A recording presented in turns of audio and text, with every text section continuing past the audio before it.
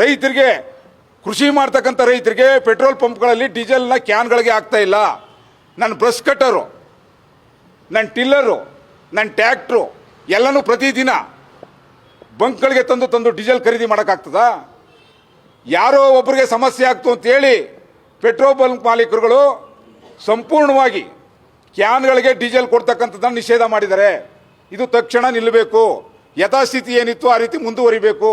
ಯಾಕೆ ಅಂತ ಹೇಳಿದ್ರೆ ನಮ್ಮ ಕೃಷಿ ಯಂತ್ರೋಪಕರಣಗಳಿಗೆ ಬೇಕಾದಂಥ ಡೀಸೆಲ್ ಸಿಗದೇನೆ ಗ್ರಾಮೀಣ ಭಾಗದಲ್ಲಿ ಸಾಕಷ್ಟು ಸಮಸ್ಯೆ ಉಂಟಾಗ್ತಾ ಇದೆ. ಇದನ್ನ ಸಂಬಂಧಪಟ್ಟಂಥ ಕೃಷಿ ಸಚಿವರು, ಜಿಲ್ಲಾ ಮಂತ್ರಿಗಳು, ಕೃಷಿ ಇಲಾಖೆ ಅಧಿಕಾರಿಗಳು, ಜಿಲ್ಲಾಧಿಕಾರಿಗಳು ಕೂತು ಸಭೆ ಮಾಡಿ ಇಂಥ ಸಮಸ್ಯೆಯನ್ನು ಬಗೆಹರಿಸಬೇಕಾಗಿತ್ತು. ಇವ್ರು ಯಾರು ಕೂಡ ಆ ಬಗ್ಗೆ ಸಮಸ್ಯೆನೇ ಇಲ್ವಾಗಾದ್ರೆ? ಈ ಸಮಸ್ಯೆ ಇರೋದ್ರಿಂದ ನಾವು ಬಂದಿರೋದಿಲ್ಗೆ ಇವತ್ತು ಎಚ್ಚರಿಕೆ ಕೊಡ್ತಾ ಇದ್ದೇವೆ. ಮೊನ್ನೆ ಹೇಳ್ತಾ ಇದ್ರು ನರೇಂದ್ರ ಮೋದಿ ಅವರು, ರಾಜ್ಯ ಸರ್ಕಾರ ಸಚಿವರು ಹೇಳ್ತಿದ್ರು, ಮನುಷ್ಯನ ಮೂತ್ರದಿಂದ ಯೂರಿಯಾ ತಯಾರು ಮಾಡ್ಕೊಡ್ತೀವಿ ಅಂತೇಳಿ. ನಾವು ನಮ್ಮ ಮೂತ್ರವನ್ನು ಮಾಡಿ ಬೆಳೆ ಬೆಳೆಕಾಗುತ್ತೇನ್ರಿ ಮೋದಿ ಅವರೇ, ಸಿದ್ದರಾಮಯ್ಯನವರೇ, ಚೆಲುವನಾರಾಯಣ ಸ್ವಾಮಿ? ನಮಗೆ ಯೂರಿಯಾ ಬೇಕು, DAP ಬೇಕು, ರಸಗೊಬ್ಬರವನ್ನು ಏನು ಯಥಾಸ್ಥಿತಿನಲ್ಲಿ ಕೊಡ್ತಕ್ಕಂಥದ್ದಾಗಬೇಕು. ಮನಸ್ಸನ್ನ ಉಚ್ಚೆ ಓದು ಬೆಳೆದು ನಿಮ್ಗೆ ಆಹಾರ ಪೂರೈಕೆ ಮಾಡೋಕ್ಕಾಗ್ತದಾ? ಆಹಾರ ಪೂರೈಕೆ ಮಾಡೋಕ್ಕಾಗ್ತದೇನ್ರಿ? ಮುಂದಿನ ದಿನಗಳಲ್ಲಿ ಆಹಾರದ ಕೊರತೆ ಉಂಟಾದ ಸಾಕಷ್ಟು ತೊಂದರೆ ಆಗ್ತದೆ. ಹಣ್ಣು ಹಂಪಲಗಳ ಉತ್ಪಾದನೆಯಲ್ಲಿ ತೊಂದರೆ ಆಗ್ತದೆ.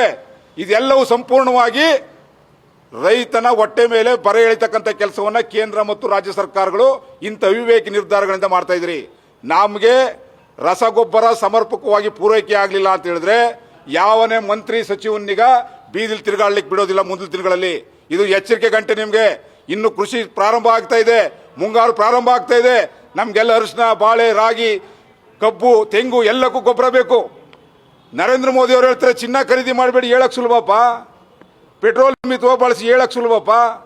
ಆದ್ರೆ ರಸಗೊಬ್ಬರನು ಕಡಿಮೆ ಮಾಡಿದ್ರೆ ಹೊಟ್ಟೆಗೆ ಏನ್ ತಿಂತೀರಿ ನೀವು? ಮಿಸ್ಟರ್ ಮೋದಿ, ಸಿದ್ದರಾಮಯ್ಯ ಕೃಷಿ ಸಚಿವರೇ, ಹೊಟ್ಟೆಗೆ ಏನ್ರಿ ತಿಂತೀರಿ ನೀವು? ನೀವು ತಿನ್ನಕ್ಕೆ ಆಹಾರ, ಹಣ್ಣು ಬೇಕು, ಮೊಟ್ಟೆ ಬೇಕು, ತರಕಾರಿ ಬೇಕು ಅಂದ್ರೆ ನಮಗೆ ಸಮರ್ಪಕವಾದಂತ ರಸಗೊಬ್ಬರ ಬೇಕು.